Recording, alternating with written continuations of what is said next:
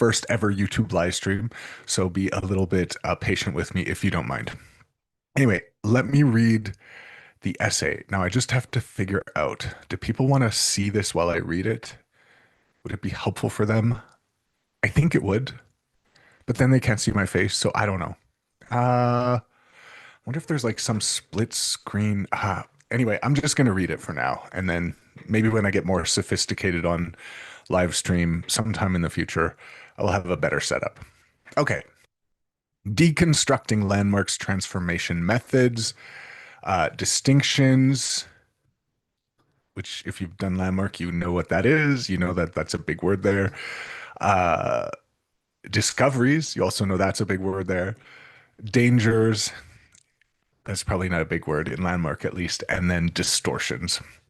Okay, so the iconic and eccentric, and I do have a footnote by eccentric because the first time I met Chip Wilson, um, was I don't know when, but anyway, we went to his office to talk to him about a project that he wanted help with.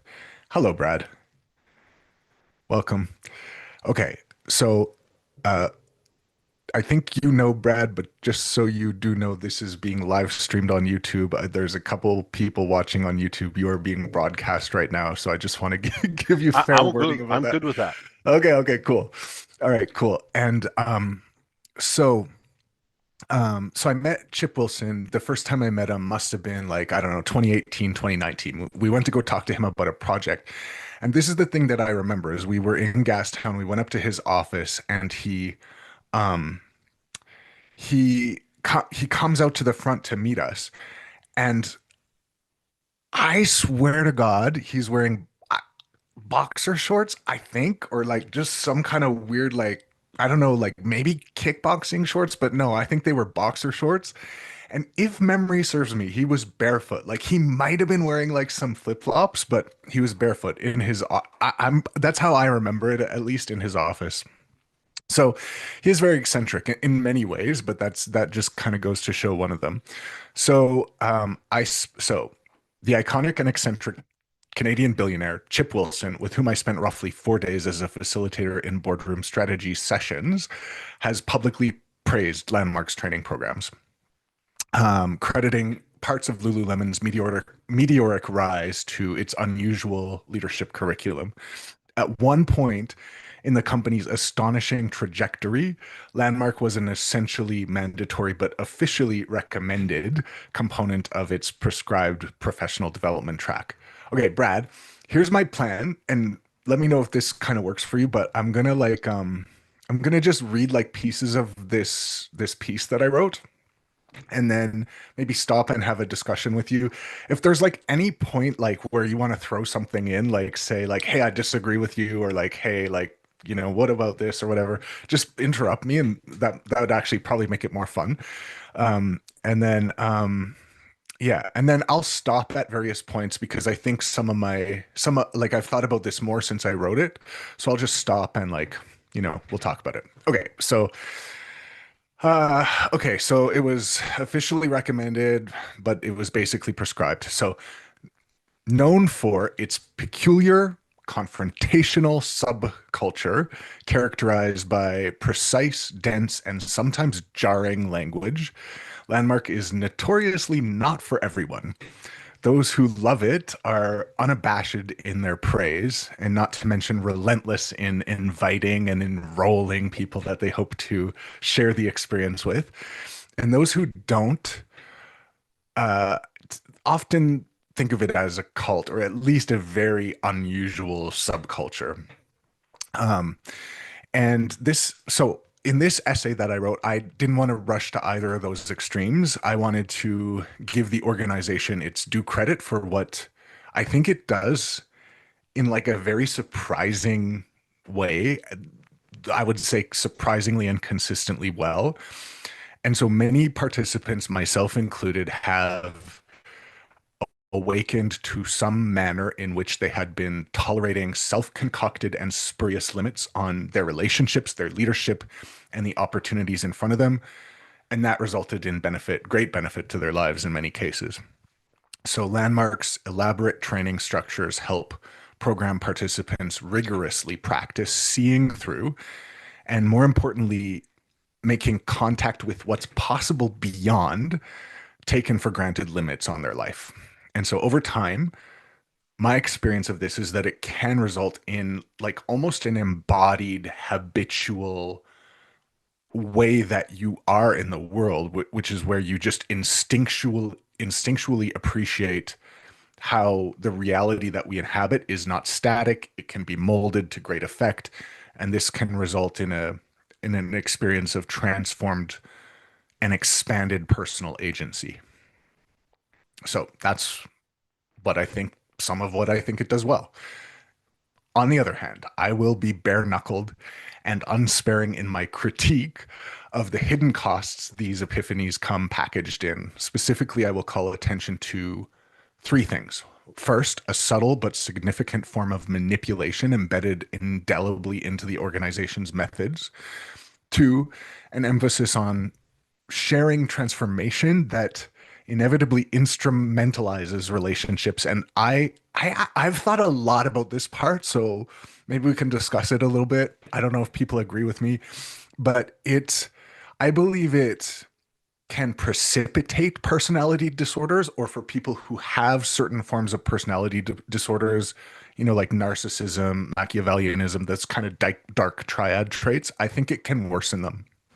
And then the third thing is that there is and this is the one I want to, that's most interesting to me, is I think there's kind of a pathological integration of certain aspects of non-dual insight, which can lead to a kind of a spiritual sickness connected to a loss of meaning and a denial of truth. So, one thing I want to say about this is it should be noted, I am not a passive bystander in this. Um, like this is personal for me. So I can't make these critiques without separating my own emotions and my own personal feelings from it, even from a sense of like in some ways being a little bit burned or like irritated. So I so I want to say like I'm not totally objective, but I think um what do I have to say? So I'll keep reading. I participated in those methods. I made some choices which I now regret, and in taking actions that ultimately shaped my worldview in ways that don't sit right with me today. And so my effort is to like, there's two things I'm doing here. So I'll read it and then I'll add one thing. So my effort is to parse the baby from the bathwater. It's personal and it's not merely conceptual. And as I seek to learn the lessons and acknowledge the gold, which there is, dump the baggage and move on.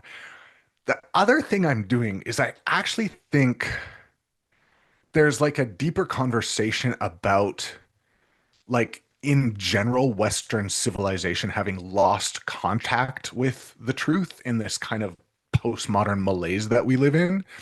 And so like I actually think there's a bigger conversation just purely about that.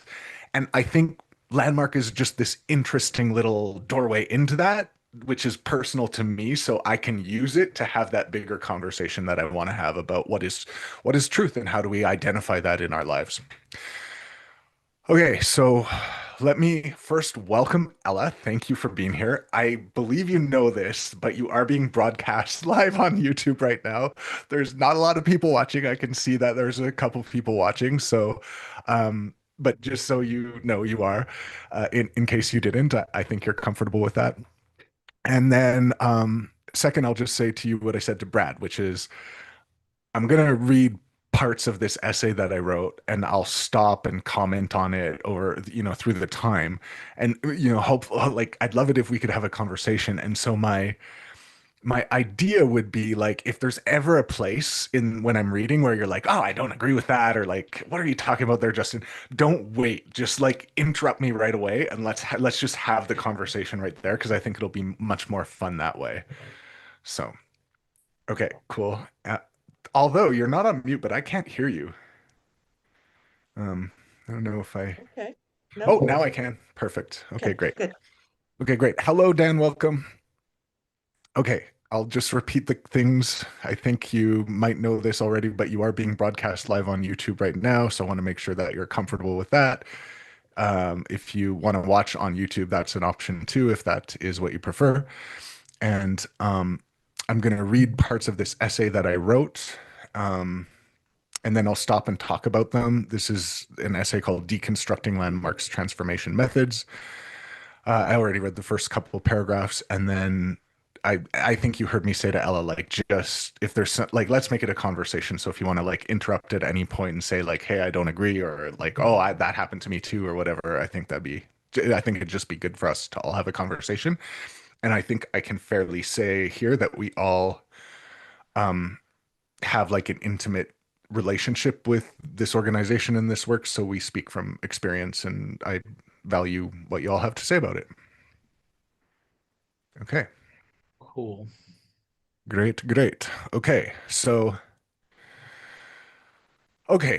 I read the introduction. I'm not going to read it again. I'll start with this next section: landmarks, history, and philosophical roots. So, first, a bit more background on landmarks' cultural impact as well as its philosophical and rhetorical foundations. So, Wilson is not the only titan of commerce with good things to say.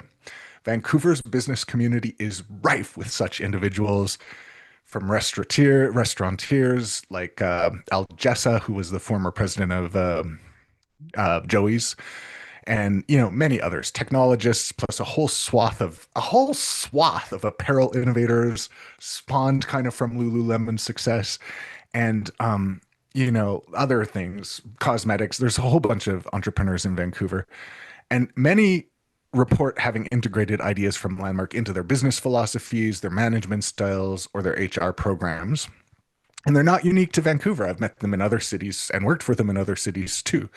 So you can discover wildly accomplished business leaders who happen to be Landmark acolytes in numerous cities across North America. Two of the most well-known include Panda Express CEO and co-founder Andrew Chang and former Reebok CEO turned venture capitalist Paul Fireman. X Prize founder Peter Diamandis recommended it as a resource for entrepreneurs to think differently. In the 70s and 80s, two early leaders in the Silicon Valley's design thinking movement, Bob McKim and Bernie Roth, both participated in weekend interviews and were trained to lead workshops by Est founder Werner Erhard, which Est became Landmark, and their influence on Stanford's engineering and business programs and on companies like Apple, IDEO, and later Airbnb is well documented. So suffice it to say, Landmark's sway on business and society over the years has hardly been insignificant. It's hard to overstate it, actually. And Landmark drew from a broad and eclectic array of sources in the ongoing development of the ideas now associated with Landmark. These include Zen, Scientology. There's actually this like really like uncanny similarity in the language of Scientology and Landmark. If you've ever read some of the Scientology documents, which just struck me as very unusual. But Erhard did distance himself from that like long, long ago. He drew from Krishnamurti, theoretical physics. He was friends with all these physicists, especially Richard Feynman. He would host these physics symposiums at his home in San Francisco. And then self-help systems like mind dynamics and Dale Carnegie trainings.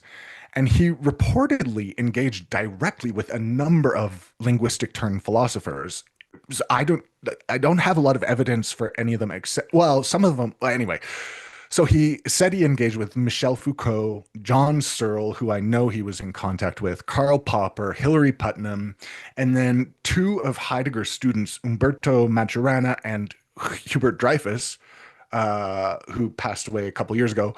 They were both students of Heidegger. They both attended the forum and wrote philosophical reports. So he was big into like the thinking of his day.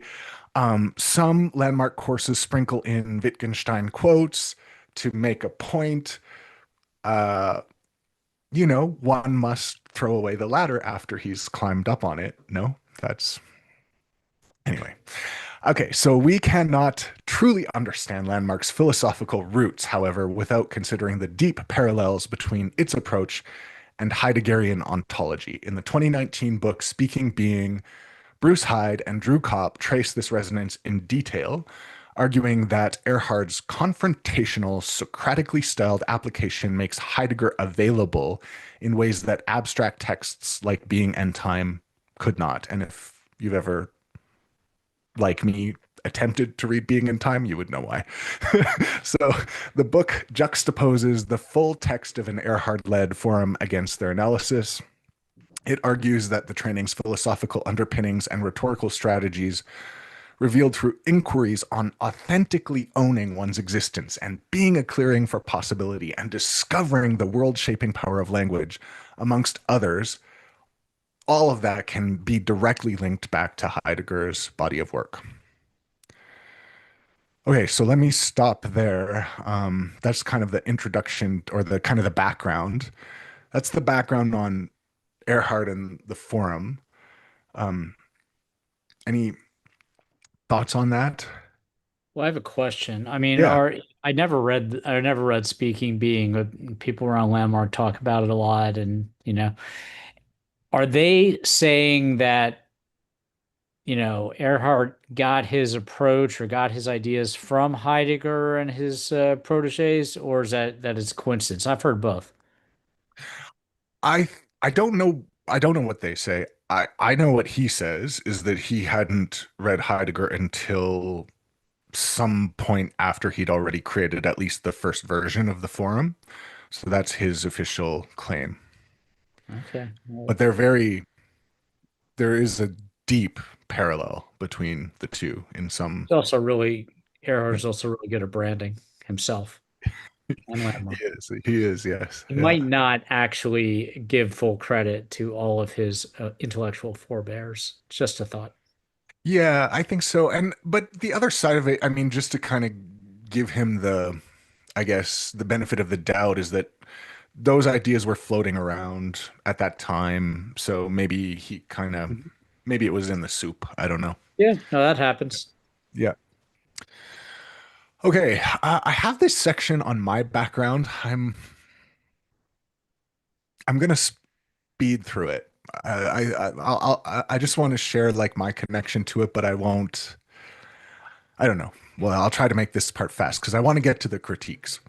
So my journey, and I say here, too long, don't read, from philosophy to transformation to integral design. So my own fascination with the psychotechnologies of transformation goes back well over a decade prior to when I attended the forum.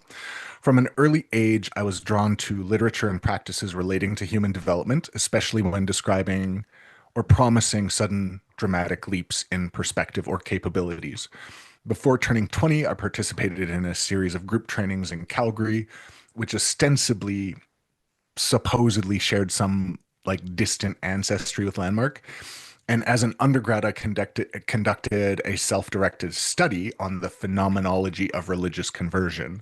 My honors thesis explored how language is implicated in sudden reconfigurations of individuals' meaning-making apparatuses. And then early in my career, I collaborated with ex-IDEO executives to craft and deliver a series of design thinking labs that trained over 1,000 Alberta high school students in the art of innovation. So breakthrough thinking, that's my jam. And it wasn't until after I'd attended the forum and immersed myself deep in Landmark's more advanced leadership programs that I began to connect those dots in service to what, at least at the time, I felt was an almost karmic vocational clarity that oriented me to help leaders develop into the best possible versions of themselves. So, or like, you know, to die as flies, because who would want to die as a caterpillar if you could die as a butterfly? So, chief amongst, um, I'm gonna skip some of this stuff because you can read it in the essay if you want. I went to the Amazon, did a whole shitload of ayahuasca in 2015, had visions too wild to describe, met people at the Integral Theory Conference, ended up doing a master's degree in leadership, worked with some really cool people. It's all in there, blah, blah, blah, blah, blah. Um, okay. And then following the ayahuasca summer, I'll pick up on this. So that awareness expanding summer, however, would not signal the end of my involvement with Landmark. Quite the contrary. though by now part of me was disabused of some of its hype and bored with its approach. In late 2018, after leaving my corporate job, taking a sabbatical, going on silent retreats, dieting with master plans from the Amazon, blah, blah, blah, blah, blah. Okay, let me see. This is long. What's the long and the short of it? Okay, so I ended up um, in business with the leader of one of Landmark's signature courses. And I will refrain from the comment from the specifics of that relationship here, because it's not really relevant to my general inquiry. But suffice it to say, for 5 years, I was immersed in multiple high stakes collaborations with that individual, as well as other senior Landmark leaders and executives, including Steve Zaffron, who's now deceased, a close associate of Erhard's, who spearheaded the program, the organization's business consulting arm. And we had all these clients that hired us because they wanted Landmark adjacent consulting. They wanted like basically Landmark programs in their business. So I was staying in the conversation, doing the courses, like kind of as part of my consulting career. So all of that to say is that I possess more than a surface grasp of how Landmark works, of its philosophical underpinnings, and of how it might be situated within the broader field of theories and practices for personal and organizational transformation. And while I cannot claim to offer an objective or bias-free analysis, I believe I am qualified to provide a perspective. Okay, that was long, but I hopefully that was as mercifully short as possible. Okay, so here's the question we actually want to like one of the questions we want to like actually ask is how are they so good at mind-blowing discoveries? So let's get to the heart of the matter. So through the years, I have seen people heal long-standing family divides, dramatically improve their physical fitness, get a promotion, quit their job and get a better one, start the business they dreamed of. Whether they were successful or not, sometimes another story, but recover instantly. I saw this guy recover instantly from severe PTSD. Like in a weekend, it was done. Um, and more, all while participating in Landmark's programs. Now, these are the best case scenarios. It's far from universal, but they are real. And I experienced similar benefits myself. I did. So, how does Landmark do that? In what ways? In a way that seems to defy the odds. Unquestionably, there are a lot of factors that go into the production of highly effective transformational courses. Although Landmark's training manuals are thick and prescriptive, its leaders would emphasize that no process outlined in a manual produces transformation by itself. It's not the formula, but the leader's way of being. To transmit a distinction in a genuinely potent way, the course leader must first, quote unquote, be that distinction. They must have discovered its power in their lives actively, being a clearing for it. They must operate from the world of that distinction. And all of this is quite abstruse language, and it can be boiled down to a simple concept. You cannot give away what you don't already have. That said, I believe it is possible to make a few generalizations about how the forum structure produces life-changing epiphanies. From a neurophenomenal, I can pronounce this word and I'm going to give it one more try and I'm going to get it right. From a neurophenomenological perspective, I speculate that the forum activates the default mode network in a highly unusual manner. So the default mode network is that system in our brain, which is the one that makes us always think about ourselves. So it's when we're daydreaming, it's when we're thinking about what we like, what we don't like, it's when we're worried, it's when we're thinking about the future or the past. And it's almost always it's default, so it's always going on unless we stop it, which is unusual.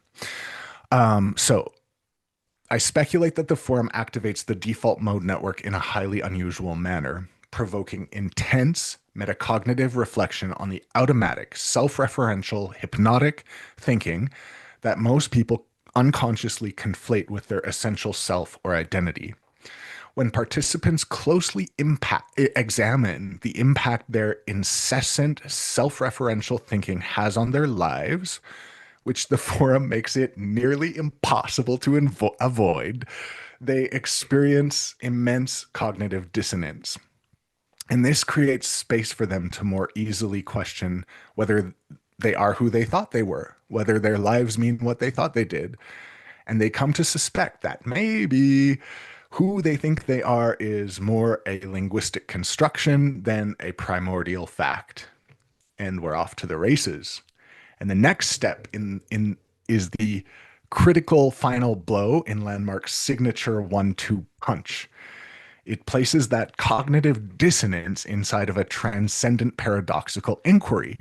Your life is empty and meaningless, and it's empty and meaningless that it's empty and meaningless, participants are told on Sunday afternoon of the forum. And when this works, it's an apophatic speech act surgically delivered like a koan at precisely the right moment, who's I feel like there's a lot of fucking big words in here, but anyway, it's precisely delivered at the right moment, and its perlocutionary effect is the taste of non-duality. For perhaps just a sliver in time, you recognize yourself as boundaryless. And in that moment, you can make contact with surprising new possibilities for who you are and what you might become. And you find yourself freed from the limitations you've been placing on your life, free to create. You've just had an insight worth its weight in gold. So I'll pause there and see if anyone has any thoughts about that.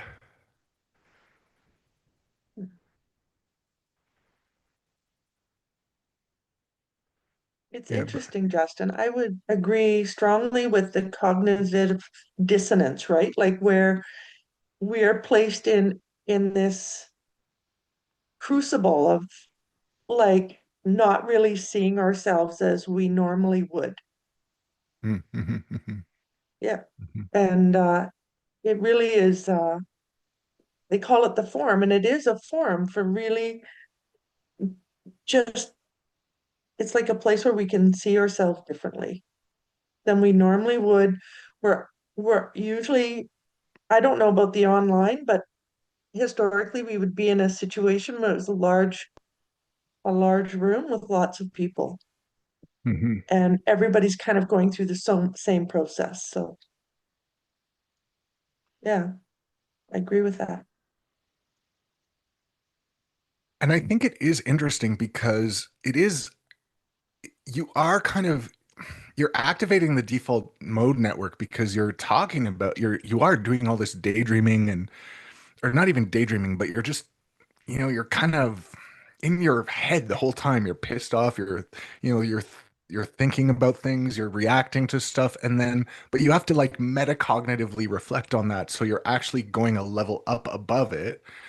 And then I think because of that, at some point, that whole default mode network activity, you just get exhausted with it, and you're seeing it from a new perspective. And I think like if everything works as it's designed in that on that Sunday, when you hear that life is empty and meaningless and and it's empty and meaningless, it's empty and meaningless, it's like everything just gets silent for a second. The default mode network switches off, and then you do have this, at least there's a touch with or a possibility of tasting like that true nature of your mind, which is and then that opens up possibilities. I think that's what's going on there. That's my Say what the hypothesis. default mode network is again. Yeah, it's the part of your brain. Now, I'm not a neuroscientist, so I don't want to speak beyond my pay grade here, but it's the part of Okay, your it's above my brain. pay grade too.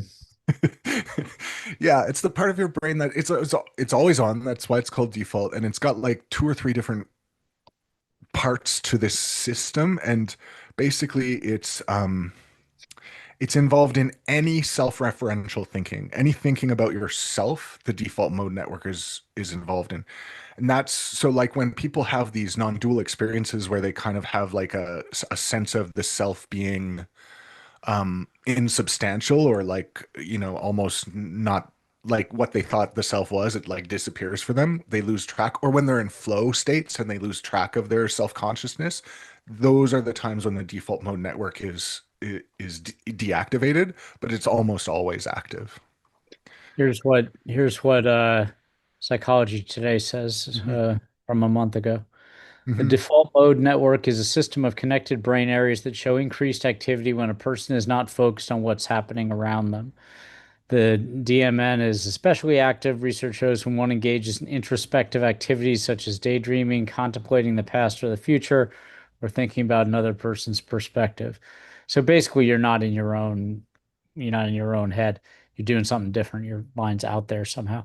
Unfettered daydreaming can often lead to creativity. The default mode network is also active when a person is awake. However, in a resting state, when a person is not engaged in any demanding, externally oriented mental task, the mind shifts into default. You know the feeling of walking to the train station for your morning commute, but your mind checks out and your body operates on autopilot.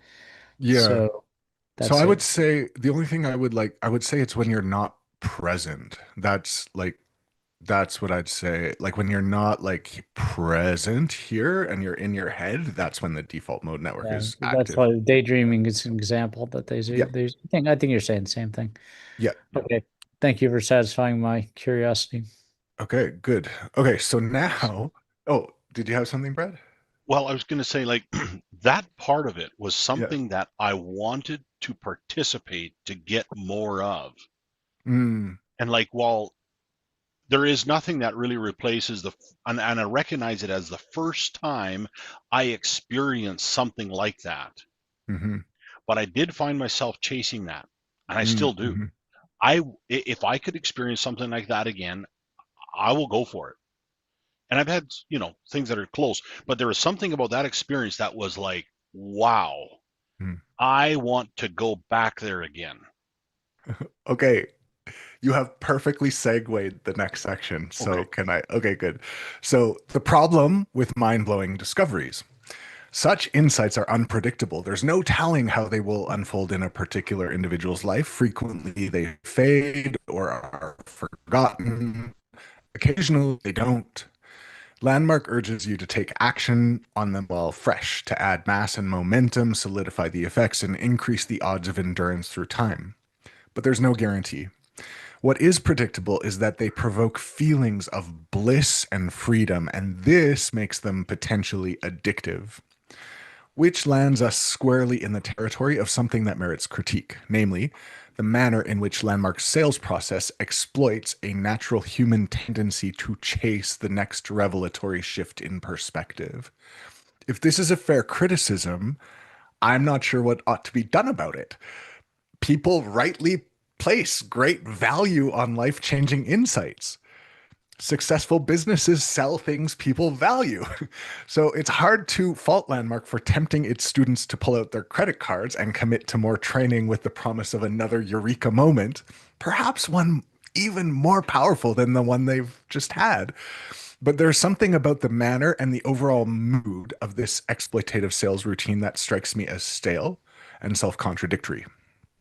How to put it bluntly, at the end of every course, what seems to linger in the atmosphere is a tacit and sometimes quite explicit suggestion that even though what you got was great, there's something even better, something you didn't even know you needed, that as soon as you register for the next course, you will begin to transform your life for the better.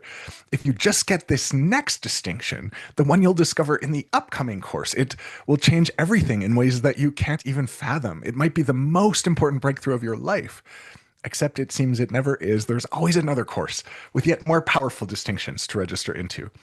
And these recommendations to sign up for the next course are inevitably urgent, and their focus is immediate. There is no broadening of time horizons, no stepping back to ask if what might be needed now is a period of rest and private reflection, no weighing the merits of a life spent jumping from course to course to realize progressively deeper insights through against a life where revelations emerge organically through practices like writing and prayer and time in nature and sustained contemplation. No noticing that creative reframes are often readily available when one simply meets the world honestly, mindfully, and with wide open eyes and a sustained depth of presence. Participants are subtly and progressively trained to depend on Landmark for something they might be better off getting elsewhere or discovering on their own. So I'll pause there to see if anyone has pushback for me. Well, I don't think I got any pushback, but yeah, that's the experience of it, and it's frustrating, and yet I under I guess my argument is, as human beings in the condition we find ourselves in, like, what else is going to move us?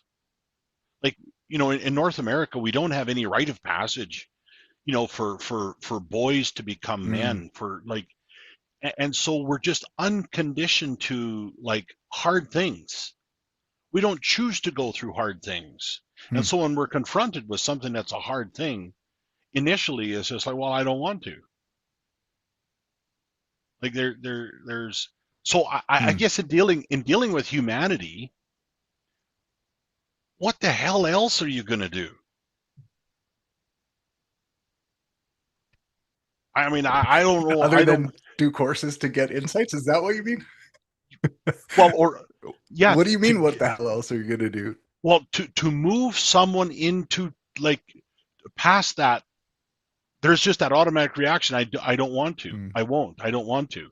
Like, you can see so many times people don't take action. There's a few people that do inherently. They just love doing it. They love go and accomplish. But the rest of us are like, well, no. If I could order it in on DoorDash or skip the dishes, I would just do that. Um, mm, but mhm. how else are you going to get somebody to move off their seat? Now, I understand it confronted me all the time too. And it's like, oh, really? Do we have, like, not this again? Is this the only way? Really? But it got me. I'm grateful for Yeah. what I got out of it. And I don't know how else you would move people. But anyway, carry on.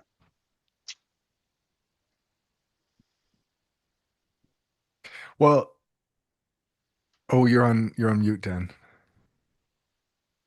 What I was You're going on to mute, say is Dan. not anymore. I shouldn't be. Can you hear me? Yeah. No, So no, you're not. so Yeah, you're good. Yeah. I there's a lag time. There's an internet lag, a Wi-Fi lag time. I don't know if it's on my end, but in any case, I did ILP, and the whole game in ILP is to register people into the forum, and you have a certain number of people to register, and then you get candidated and you become a introduction leader. I failed miserably yet, by the way, but I've since then I have enrolled and registered people into courses, and I got pretty effective at it in the communication courses. And there is something to be said for what Landmark says. There's a little window where there's enrollment, and then that's the time to register someone. And you could look at it as manipulative, I suppose, but they actually do the course and they get some tremendous benefit, and they might not have done it anyway. I wouldn't have done it if someone hadn't done that with me in the beginning. You know, my friend was like, go over to 33rd Street and register. And after like on Sunday morning after my Tai Chi class, and because I was complaining about my boss for the nth time, she's like, go up to Landmark. I'm like, the what? The forum? What? And I'm like, she's like, go. So I'm like two-thirds of the way up there, and then she calls me up and she goes, Dan, don't go today because it's closed. Go call tomorrow. So so that was my experience. And I ended up going, I was like, I've never seen her this excited about anything. So I'm going to go to an introduction. And I ended up doing the forum 3 days later. So I might not have done it if my friend hadn't been in this state of like, go, and pushing me. I don't know. And then I've seen Yeah. other people that I've registered into programs get really major breakthroughs for themselves. So I'm of two minds about it. I've also seen it really piss people off and upset people. I've seen both. Yeah, there is a point there, though. What you're saying is like I mean, maybe if it's manipulative, maybe it is manipulative, but it's still, maybe it's skillful way of helping people or something, maybe it's both, like two things might be true at the same time. Is that kind of, There's a yeah, there and it's not the only thing in life that's like that. I mean, what about when you do an intervention with someone who's addicted to something? That's a little manipulative too, but you could save their life. I don't know. mm-hmm. Okay. So there's all kind there's Okay, good. Well, there's yeah, yeah. Okay, well, you've segued into the next section, so thank you for that, and I will continue. So the problem with instrumental communication, a second critique connected to the first is this. Implicitly, unconsciously, and over time, Landmark trains those who participate in and lead its programs to relate to people as a means to an end. That's my assertion. You can push back if you want.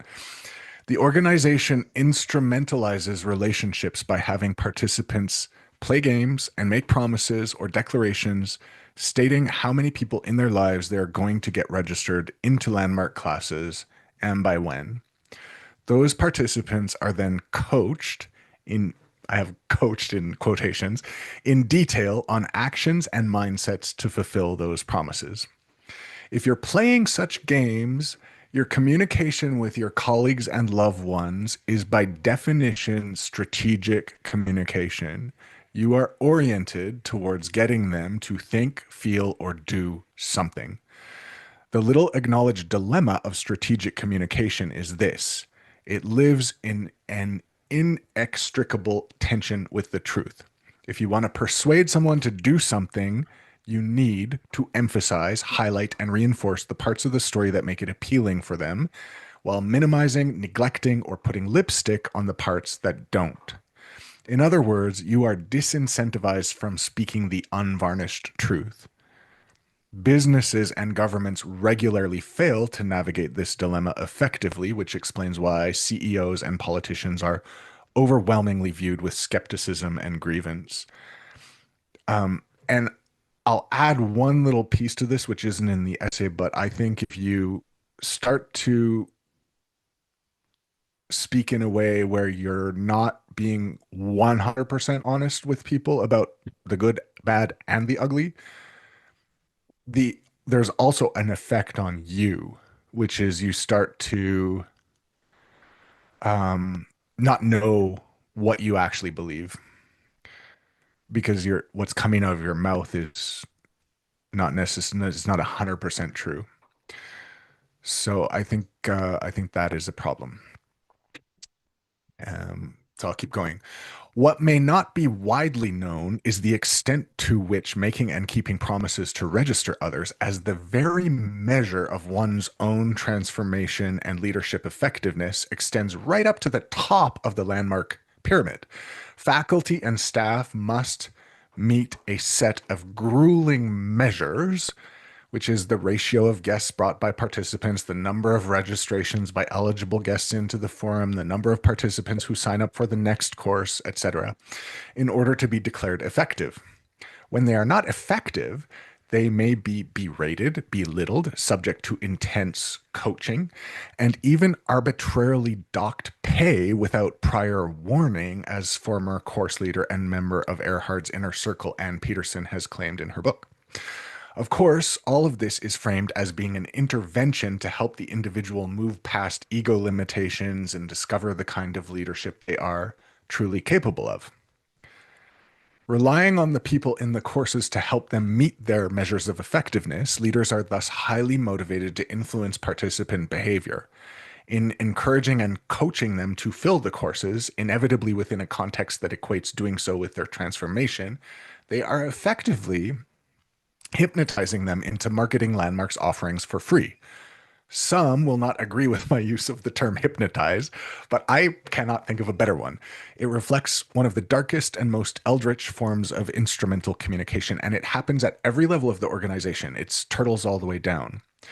The long-term dangers of all this: it may subtly mold the organizations' leaders in ways that amplify dark triad tendencies: manipulativeness, callousness, cynicism, entitlement, and an untethered sense of self importance. Everyone is different. I'm not saying these effects are universal. I don't even think they are. But I have more than once witnessed course leaders who seemed out of touch, treating people in ways that seemed dehumanizing. Some people might argue that Landmark's approach is simply a genius business strategy. Strategic communication has always been about driving desired results. Landmark serves its own interests by offering a compelling, energizing, addictive product, a product that people want. It so happens they found a way to reduce their G&A costs by an order of magnitude, which is to have their participants act as a free, highly organized, highly motivated international sales force. Everyone wins. I'll leave it to you to decide. So let me pause there and see what y'all have to say. Oh, let me check the notes. No, nobody's commenting on YouTube. But if anyone who's on YouTube wants to comment, now's your chance. What are we responding to exactly? I mean, does that happen? That I mean, yeah, it happens. Everything you just described happens in a landmark Hmm. program. So I guess one has to wonder, is that a result, an unintended result, or design?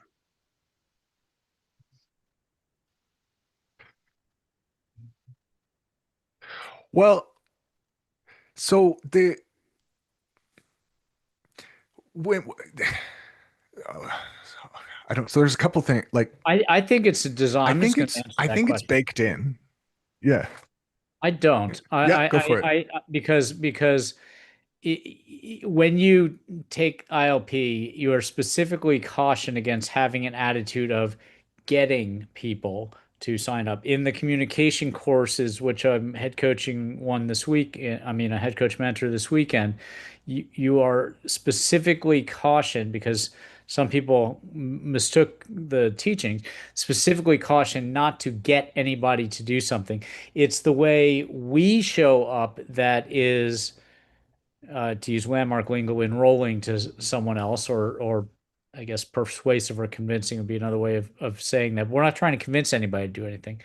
But if you show up a certain way and it gets people admired and gets them on board, that's more what they're really after. However, people mistake it all the time and get into this mode of, oh, I need to get one more person to register to get whatever next thing is, probably, for my team for in TMLP for team management and leadership for your team to be successful, or an ILP.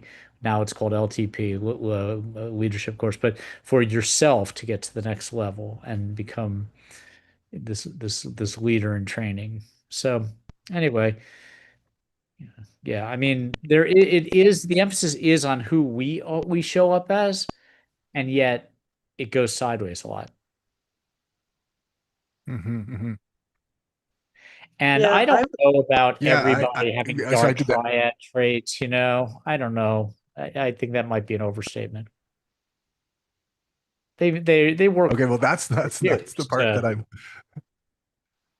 to help people. Yeah. That's the thesis that I'd really like to. I mean, I can't prove it, but having interacted with quite a few people in the organization who are high up, I just and even just in myself, this is actually like personal reflection too. Like, Mhm. did I become more of a person that I wanted to be with less narcissism through my participation in Landmark, or is narcissism now something that I am more worried about in myself and feel like I have to deal with more? Eh, Maybe like in my mind, I connect those two. But it's just a hypothesis, but I I wonder about that. Ella, you were going to say something. yeah. So how I got into Landmark was I had a friend who was a doctor, And he showed up one day and I'm like, Ian, what's on with you? Like, what's going on? You're a different person. And his way of being completely transformed, brilliant man. And he goes, oh, and he just sat back and he goes, oh, that's Landmark. And so that's how I was enrolled in it. And I'm like, what are you talking about, man? I've got to go experience this for myself. And so there is that Yeah. aspect. But I too know many people that have gone through Landmark. They don't all operate with integrity. There is a lack of sometimes of a, there is a manipulative side that I've seen as well. So I think maybe it is who we are and how we take it on is there's an individual component as well. I don't know if we can generalize it too broadly, but it is a good inquiry to do that. Certainly for our own personal Mhm. perspectives, like, you know, Justin, I don't know you to be a narcissist in any way, shape, or form, but the fact that you're in that inquiry is so interesting. Mhm. So a narcissist it becomes less empathetic, right? They are more manipulative, thin-skinned, reactive to ego threats and things like that. I don't see it that way at all. Um, I think so. Okay. Yeah, I mean, I don't know. It's a complicated. There's psychology is so complex. I can't often wrap my head around it that well. But I just wonder about it because I think I don't ever want to. How do I want to say it? I don't. I like some of the things I've heard Jordan Peterson say about like just you can tell when you're saying something that makes you weak. And it's because, and mostly it's because you just don't believe it. Like there's just a part of you that just doesn't actually believe what you're saying. And I think through my participation in Landmark, and maybe it's just me, but like I ended up saying things that I don't think I actually believed. Um, because I wanted to like, and like I don't know, are you partly talking I about did, landmark partly I didn't. dogma? Is that what you're talking I about? don't know. It's complicated. Well, No, I'm talking about like trying, like when I'm talking about instrumental communication. So I'm talking about like when I was trying to get people to do the courses, when I was engaged in an effort to register and enroll people in the courses, um, I ended up behaving and acting in a way that was not consistent with like if I looked at the core of my being, what I actually believed. And I think that was harmful to myself. I could see it like So that. yeah, and I agree with you that like in theory, like what they tell you to do is like they're not encouraging landmarks are not encouraging you to be inconsistent with what you actually believe. I don't think they are. They're probably encouraging you to like not pay attention to your beliefs because your beliefs shouldn't matter. I think there's part of that in there because it's all meaningless and empty. But I think and so I think they're encouraging you to stand inside of some commitment and then have that commitment fulfilled by who you're being. But there's just something where, in theory, it's one way, but in the actual practice of it, for me, it went sideways at times in a way that I believe was not personally healthy for me. Yeah. Okay, so I'll continue with the third. This is the third and final critique. Um, and I think this one is the one that interests me the most. So the problem when nothing means anything. These first two flies in the ointment, exploiting the addictive nature of breakthrough experiences and relating to other people as the means to an end, would arguably not be nearly as noxious and pronounced if it weren't for the third problem that underpins Landmark's entire methodology, a strain of what can only be called postmodern nonsense, positing that the world is inherently void of meaning except for the stories we humans make up, the ultimate and inevitably self-contradicting conclusion of such a claim being that there is no inherent value or truth in the world. In Landmark's case, this philosophy is a tangled mess of absurd linguistic reductionism that pilfers. I said I was going to be bare knuckled in my in my critique, so I want you anyway. So, it's absurd linguistic reductionism that pilfers in a kernel of legitimate non-dual insight. So let's parse it out. In the courses, you'll frequently hear things like, your life is empty and meaningless, and it's empty and meaningless that it's empty and meaningless. Or, there is no good or bad, no right or wrong, just what's so and where you stand. Or, there is no is. Such slogans might be taken to point toward a kind of non-conceptual knowing or raw awareness encountered in various non-dual mystical traditions, such as radical self-emptying in Christian mysticism, or the left-hand path in Kashmir Shaivism. We all know that in Vedanta, people eat with their right hand and they do something else with their left hand. So, or Vedanta's neti neti, or Zen koans, like if you meet the Buddha, kill him. And I have no doubt that in Erhard's original formulation, transmitting an experience of non conceptual, unmediated contact with reality was precisely the focus. Indeed, the non dual potency of his approach lingers to this day in Landmark's work, which is why it continues to be powerful.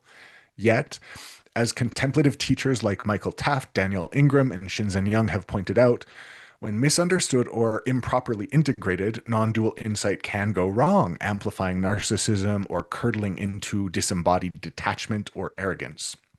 In Landmark's case, I believe this is exactly what has happened. The misdirected application of partial non dual insight can impact people on a deep level.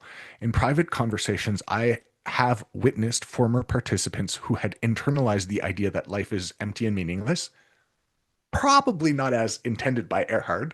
I've seen them weep in relief when they were told that their life is meaningful simply because they exist, or that they can be 100% reassured it is wrong to pour boiling water on an infant's head because the infant, by virtue of its mere existence, is valuable. Let us not become confused about such things.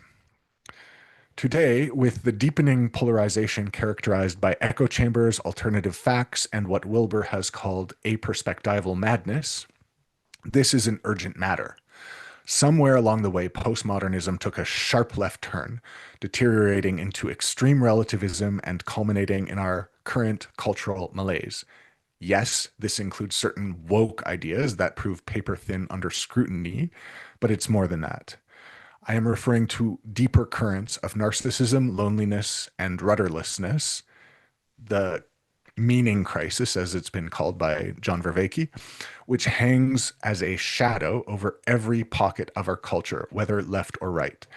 In the 1970s, given his engagement with Foucault and other linguistic turn philosophers, Erhard clearly picked up on the beneficial ways in which limiting narratives and patterns can be deconstructed and reframed, importing that discovery into his work. But along with it came traces of a pathological relativism that would have us walk the earth as if no perspective is better than another. This is insane. And when merged with a taste of boundless possibility through emptiness realization, it can become dangerously so. I say this not to tie the responsibility for all the madness of this moment to Landmark, although its influence on popular culture, coaching, and business can be hard to overstate. It is more like a big ripple in a much larger postmodern tide than a key vector in our current cultural barrenness. That doesn't mean, however, that its philosophical foundation shouldn't be critiqued.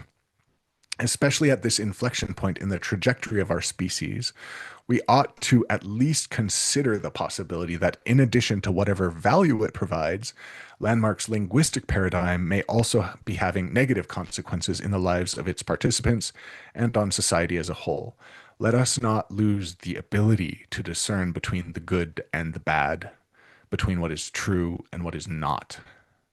Okay, so I'm going to challenge this. Yeah. So what is the negative consequence of having that experience, or going through that portion of the Landmark Forum where You get to life is empty, meaningless, empty and meaningless. That's empty and meaningless. What's negative about that? Or getting to nothing is another phrase that Landmark uses in Mhm, different mhm, mhm. courses. What's bad about it? Yeah, like, okay, I'm gonna try to answer, but I'm gonna tell you, like, I'm at the edge of my ability to think and speak about this because I haven't, there's a lot of pieces to it, and I'm trying to organize it for myself. So, thanks for challenging me, and I'll try to respond intelligently. So, um, And then I'll say something about what's good about it. okay, good. So, I think there's something, I think so in my experience, anytime I've had a contact with what non-dual teachers call the true nature of mind or the true nature of reality or just some kind of non-dual awareness, any flavor or taste of that, typically the experience is profound. Typically it does actually provide me with meaning, and typically um, it often has just tremendously wild benefits. Like I actually go to work and I have 10 times the capacity that I had the day before, right? And I'm just like alive and I can see things and make connections I hadn't been making before. And I'm creative and like I feel like I'm like what a human being is supposed to actually be. So I agree with you that there's something good about it. Um, there's something good about being able to see that what you thought was yourself and what you thought was reality is actually kind of paper thin and insubstantial. So I agree with you on all that. I've so I'll kind of share with you like what I heard from some Vajrayana teachers that helped to kind of make a little bit of a distinction for me about all this. So they say that there actually always is a self. Like the idea that there's just no self is not a real, it's not an actual true, well, this is what they would say. I don't know because I'm not I'm not an expert, but they would say it's like that's not an actual true Buddhist teaching. That they would say that what the Buddha actually taught is that yes, there's a self and it does bop around in a real world. It's not stuck, it's not substantial, it's like it's light. And so they often use this phrase that the self is like a rainbow, or light or reality is like a rainbow. It's vividly occurring yet insubstantial. And so but just because it's insubstantial doesn't mean that it's not real. And it doesn't mean that there's not a right and a wrong. It doesn't mean that there's not like an eightfold path with like things that you should do because they're the right thing to do in this world. And so I think when you make that conflation, when you make the confusion of, okay, just because everything is empty, that is easier for me to get on board with if we're talking about emptiness, like what Buddhism actually means by emptiness, or Vedanta, or contemplative Christianity, any of the great world tradition, insight traditions. Yes, it is empty, but I was like, I, I for me, the idea is like, does that mean that there's no compass? Does that mean that there's no structure to this universe? Does that mean that there's not such a thing as good and evil? I now think that telling people that, for example, like the linguistic constructionism is perfect for the transgender debate. Telling people that you can be anything you want just because you say so, just because gender is just only 100% in language, and it has nothing to do with biology because biology isn't even real. It just exists in language. So none of that matters. You could just be whatever you say. To me, that is that is deeply flawed, erroneous thinking that's going to lead you down a bad path. So that's my thought on it.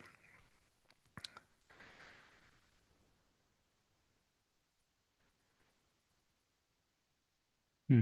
Okay. The good thing is that if you know, and this is straight from Landmark's teaching, but this part I have experienced, and I think it's a good thing. If all of basically the whole Landmark forum up to that point is becoming aware of your own bullshit and how your mind created it, basically. And then you get to this point on Sunday afternoon where you get to nothing, and I can see the correlation with these other traditions because I've done Mhm, them too. mhm, mhm, Um, mhm, and then this is the good thing is that it well the teachings empower you that you create through language, through how you be, how you are, and what you say, and what you in conversations you have with others. And that gives you, if you take responsibility for your life, all aspects of it, Landmark, encourages you to take responsibility for all aspects of your life. It mhm, gives you more power to create what you want in life. I think that's a really good thing. And it's been very empowering to me and it's transformed my life. And I'm not blind to everything you're saying. I've seen mhm, mhm, other mhm, people get stuck. I've been stuck at times, mhm, with some of these methods. I'm not currently, but mhm, mhm. I've seen people get stuck and leave and never come back and think it's a cult and hate it forever. And then think I was in a cult, because I did it and it was, whatever. My old boss was like that. Yeah, yeah. Couldn't say anything. Well, let's just not talk about it. And if she finds me on the internet saying that, I Hi, love it. boss. Yeah. I'm at a new job now, and I'm going to stick with that statement. All right. Okay, cool. Okay, I can go to the conclusion, but oh, let me check the YouTube note. There's nothing there. Ella, Brad, anything you want to add? Well, I certainly agree with you on that part of it can become dangerous in the wrong hands. Like I remember seeing that happen too during one of the programs I was in, and I was like, you know, with no fixed rules, like what is morality? What's the basis of morality? So, as long as you can enroll somebody in whatever this is that you're up to, it's okay. So you could say if as long as everybody is in consent with whatever you're going to do, that should be okay. And And this is, oh, sorry, go ahead. Yeah. yeah, and so there were some things, some circumstances, and some things that I was invited to be enrolled into that was just like I my response, and again, being a somewhat or I would say I definitely come from a more religious Christian background, and so some of these things, it I was appreciative because it opened up my ability to be with all of these things. But then when it came to me enrolling in some of that stuff, and I said, "Oh, wait, hold it, like where's the line here?"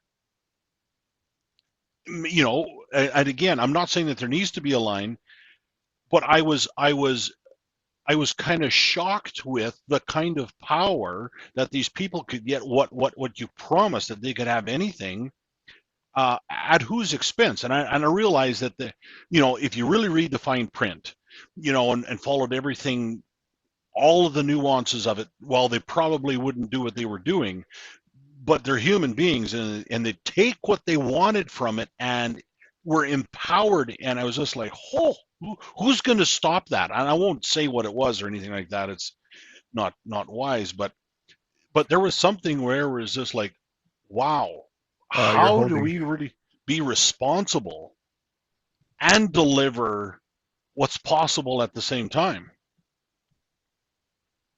you're Yeah, holding the that's good parts back. Sorry, Ella, go ahead. yeah. Most interesting, Brad. So I viewed it as a tool, right? Like, so that empty and meaningless is a tool that personally gave me the space to step back from hanging on to my personal beliefs, let that go, and really look at myself. So it's just a tool. But Justin, what you're talking to is when you put that out there without, and Brad, you alluded to this, and it without the sort of the background conversation that this is a tool as opposed to this is actually empty and meaningless and take it and run with it, right? Like Mhm. there's no guardrails on that. Then what you have is you have a culture that starts to build on that. Like culture is a really interesting phenomenon that we experience every day. And like you talk about some of you know, the meaningless crisis that we're in our society, and did that contribute to it? And it really raises interesting questions. Yeah, thank you. Mhm. Yeah, and I think I guess the one point I would just double click on a little bit is this is where I think the narcissism partly can come in is when nothing's right or wrong and I can be anything I say, then it doesn't matter like how unconscientious I've been in my career. It doesn't matter how like maybe I have a low IQ, like maybe I'm kind of a jerk, like maybe like I'm not nice towards other people, but like I can just create that I deserve a yacht and like like that I'm sort of much more worthy than anyone who like actually looked at the facts of my life might conclude. And like I don't know if that's like I think that's kind of narcissistic is to be entitled like that.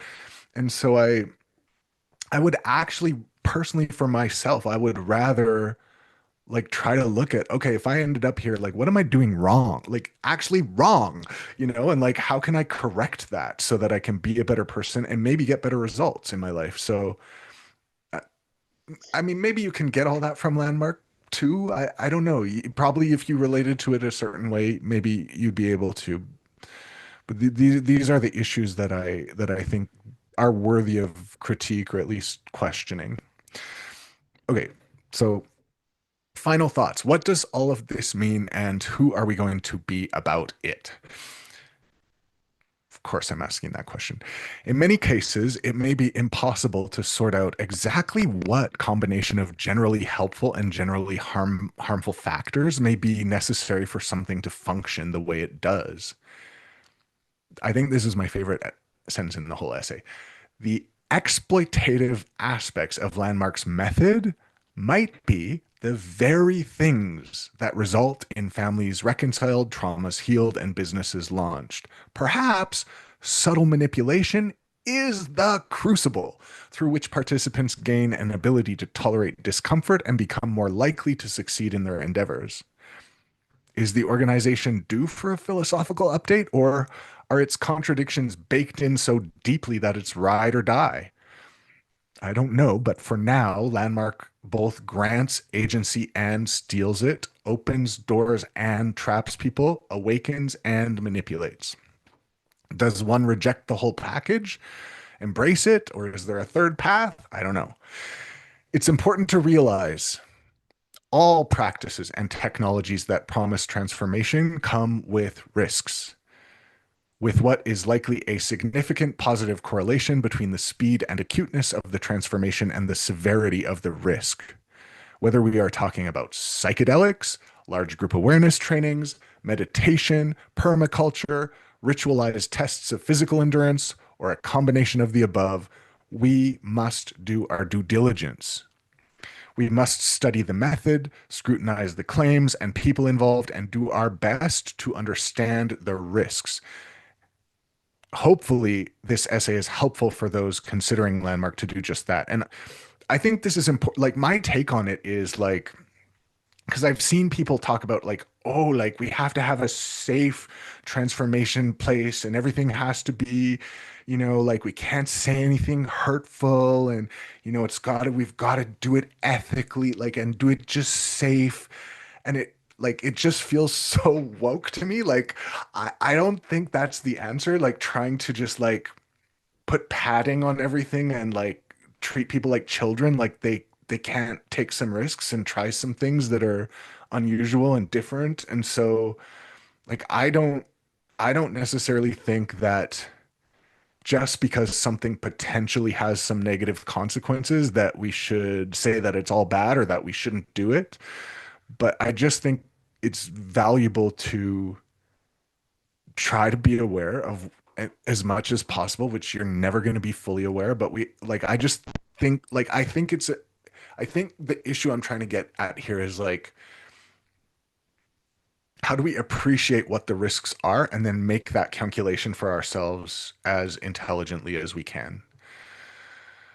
Okay, so here's a podcast I'm recommending about the risks of transformative practice. And then, okay, knowing what I know now, what would I do if I had a chance to go back in time? Would I dive into Landmark's programs or steer clear and hope to encounter life-changing insights elsewhere? If that were possible, in my current frame of mind, I would lean towards the latter. But this is a silly question. I couldn't possibly know what I know now without having examined my life using Landmark's ontological inquiry methods for all those years. There were tremendous gifts and realizations along the way, which I got precisely from doing that work. I may have paid a price for them, but now that I have them, I'll keep them. Thank you very much. I was reading that sentence today and I thought, oh, that sentence is actually malformed because these aren't things that you have. Not even in Landmark would say that. They're things that you be. And I don't think you can grasp them and hang on to them. I think you have to live them moment by moment. And so it's not that I can keep them. It's that hopefully I've learned some ways of looking at the world where if I continue to do that well, maybe I can be it moment by moment, but I don't have anything. So I would have to change that part of the essay. Anyway, the only question that matters is what I will do going forward. I believe most people are smart enough to make this decision for themselves. If they make mistakes along the way, they will learn from them as I have from mine. That's it.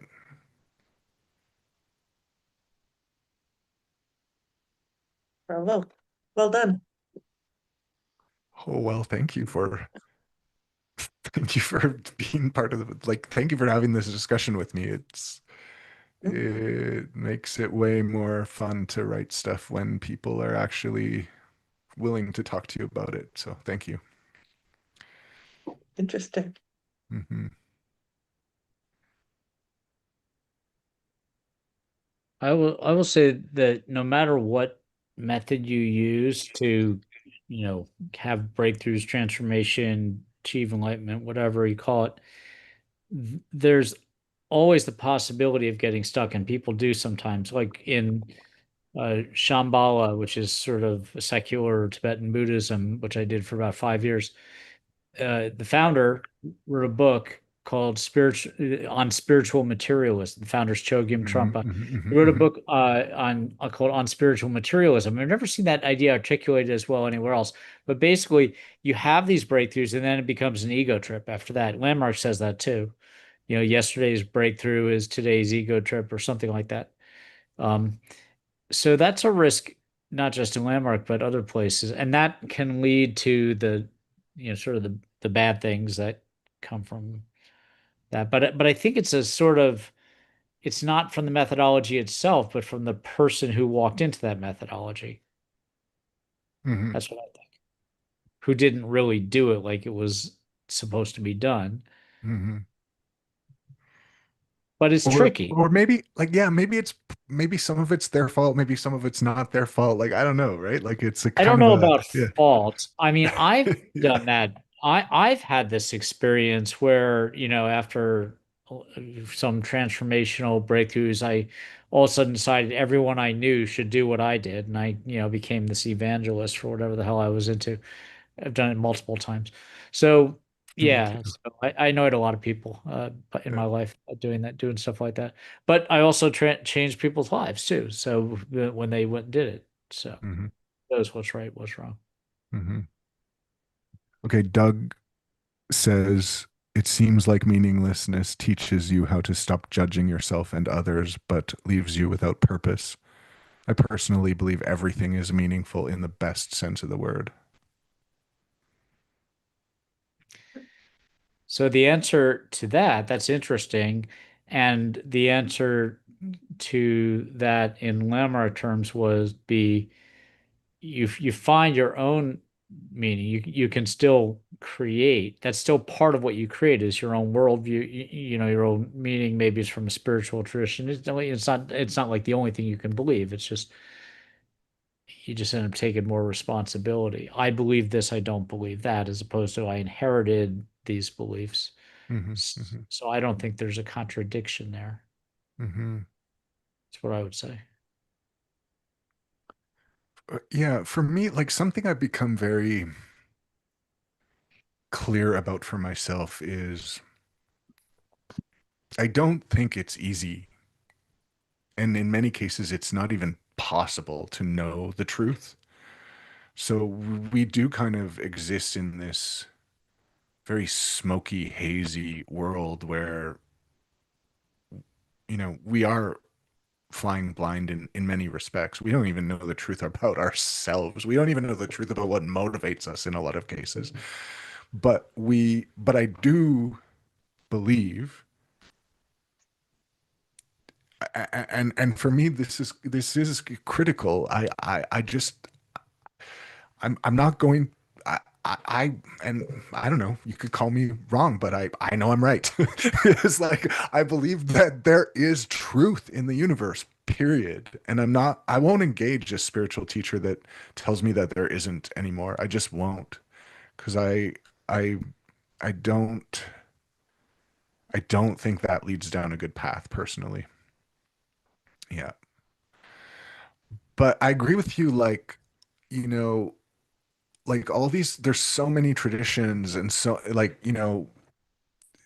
some of the most profound spiritual teachers, like Adi Da is like this one very interesting case study. He's written work that is just kind of mind-blowing sometimes.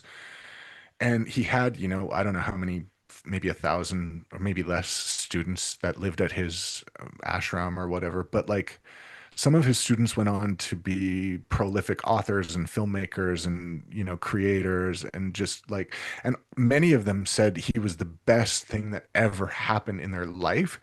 And then there was about an equal number of them that said that he was the worst thing that ever happened in their life.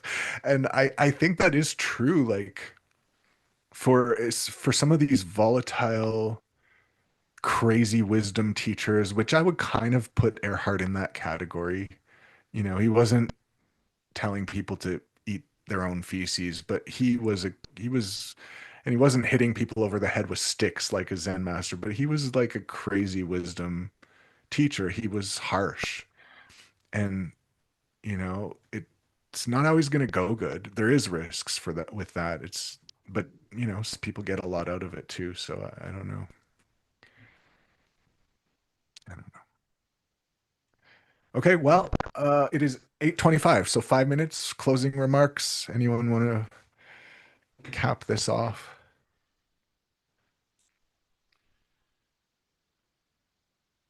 Well, I would say where I was located before I did the forum, or did this kind of work in a fairly a hyper fundamental extra biblical standards religious group.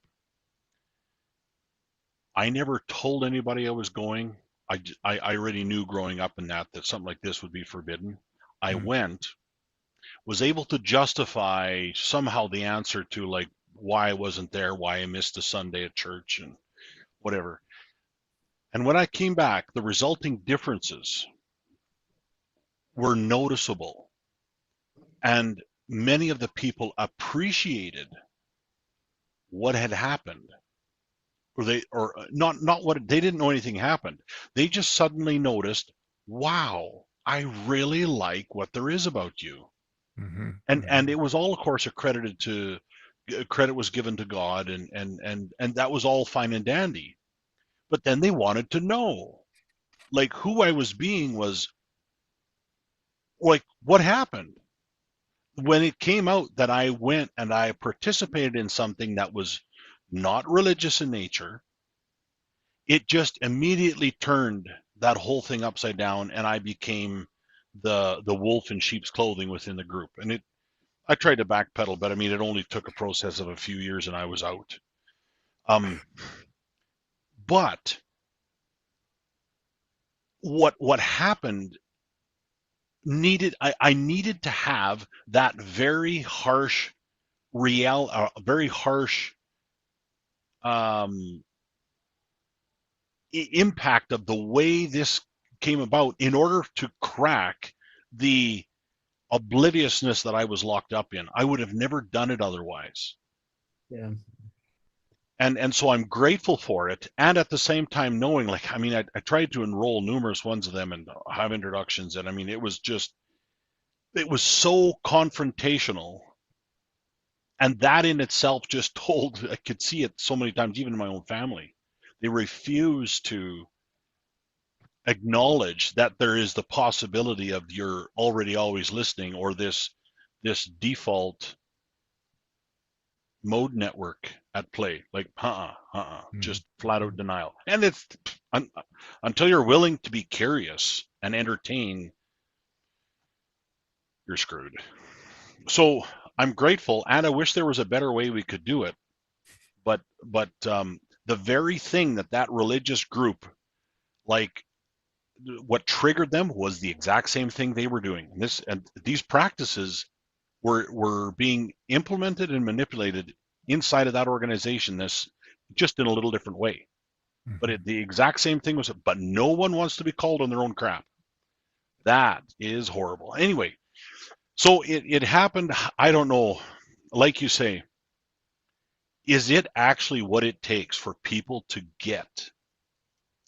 be introduced to the possibility of something outside the way they wound up being?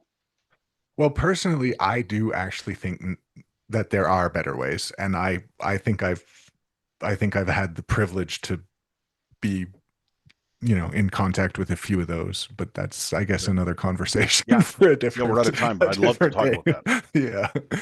Okay. Thank you guys. Thank you so much. Thank you.